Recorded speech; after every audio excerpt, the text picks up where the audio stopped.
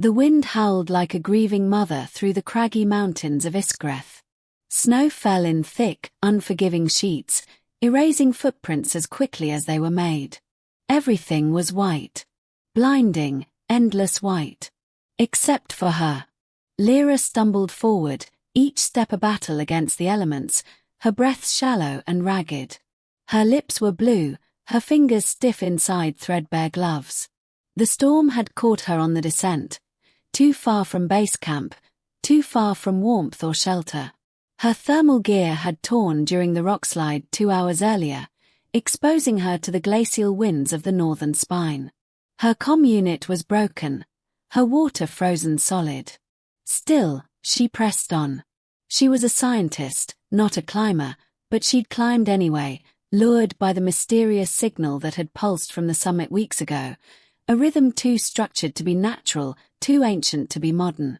The other researchers had written it off as a sensor glitch. Lira knew better. Something called from the mountaintop, something forgotten by time. And now it would be her tomb. She collapsed onto her knees, unable to fight gravity any longer. Her vision blurred as tears froze on her lashes. In the wind scream, she thought she heard voices, soft, whispering, human. Hallucinations, she murmured, her voice brittle.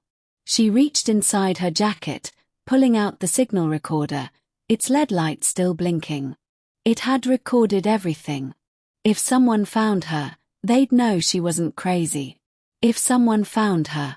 Her body trembled uncontrollably now. She curled into herself, pressing the recorder to her chest, the only warmth she had left.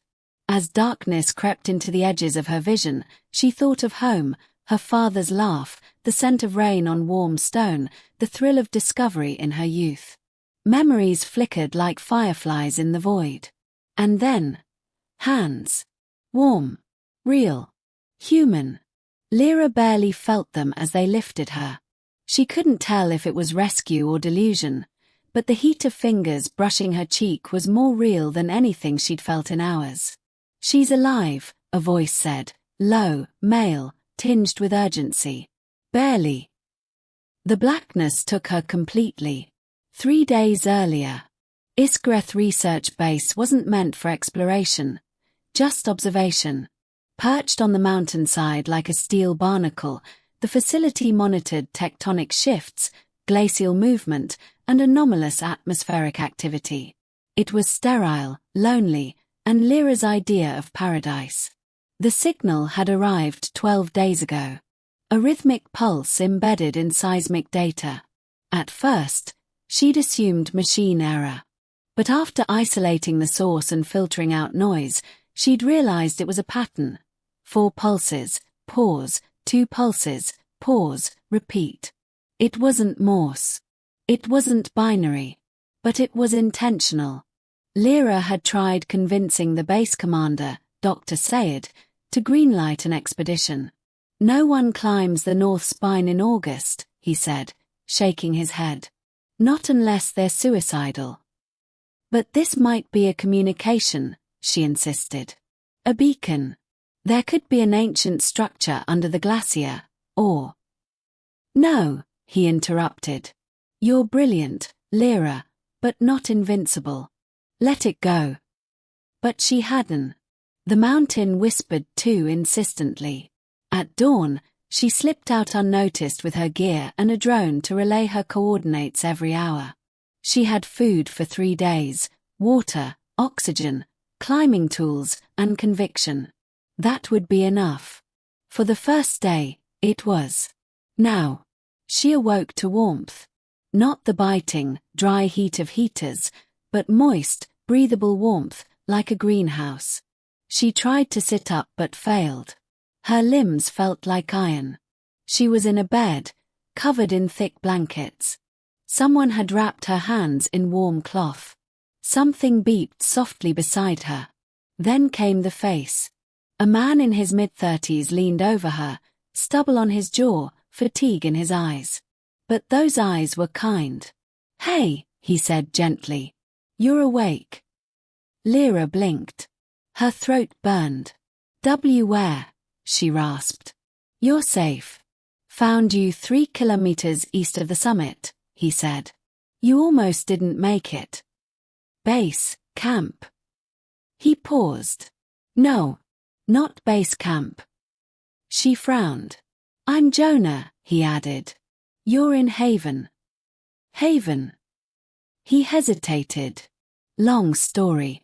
You need rest. Lira didn't rest. Her mind was a whirlwind. Haven. There were no settlements up here. No record of climbers or survivors.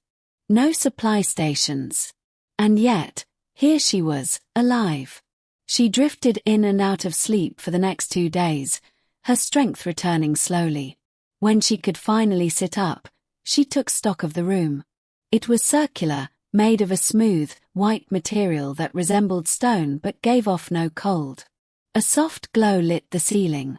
No visible technology, yet the room was warm, clean, and alive. Jonah returned with food, simple broth and steamed roots she didn't recognize. You're not from the research base, she said between sips. No. She studied him. Then where? He took a seat near her bed. What do you remember from the summit? She blinked. Snow. Wind. The signal. He nodded. You weren't wrong. It was a beacon. Her heart skipped. A long time ago, before the ice came, a people lived here. Not human, not in the way we are. They had knowledge, technology, but they vanished.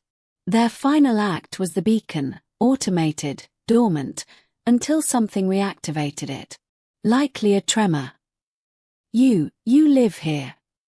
We're descendants, he said, of the first expedition that discovered this place nearly a century ago. Cut off during a storm, presumed dead.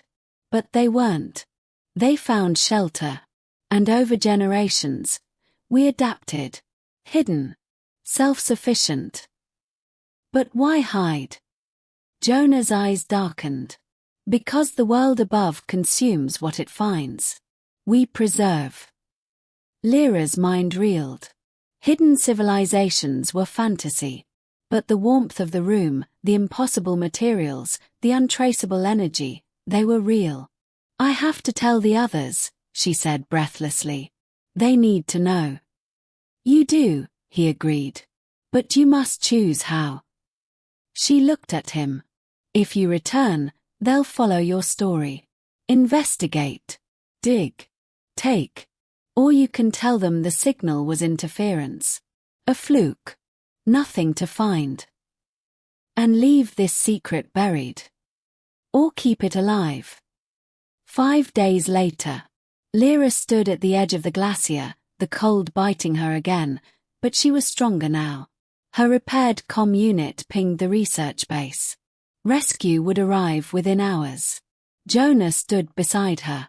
No one will believe this, she said, half smiling. Some stories aren't meant to be believed. Just remembered. She looked at him, committing every detail of his face to memory. I'll come back, she whispered. If you do, he said, come alone. She stepped forward, pressed her lips to his cheek, then turned toward the path ahead. The storm had passed. Her journey back would be difficult, but survivable. Behind her, the entrance to Haven sealed itself. Smooth ice and snow covering any trace it had ever been there. She didn't look back. 3 weeks later, in the conference room of Iskareth Base, Lira presented her final report. After extensive review, she concluded, we've determined the signal was a natural harmonic generated by ice plate resonance. A curiosity, but not a beacon. No further action required. Dr. Said leaned back, satisfied. Sometimes the simplest explanation is the truth. Lira nodded. But her eyes lingered on the mountain range beyond the frosted window. Somewhere out there, the truth slept beneath the ice. Not dead. Just hidden. She touched the recorder in her pocket. Still functional. Still blinking. And for now, still secret.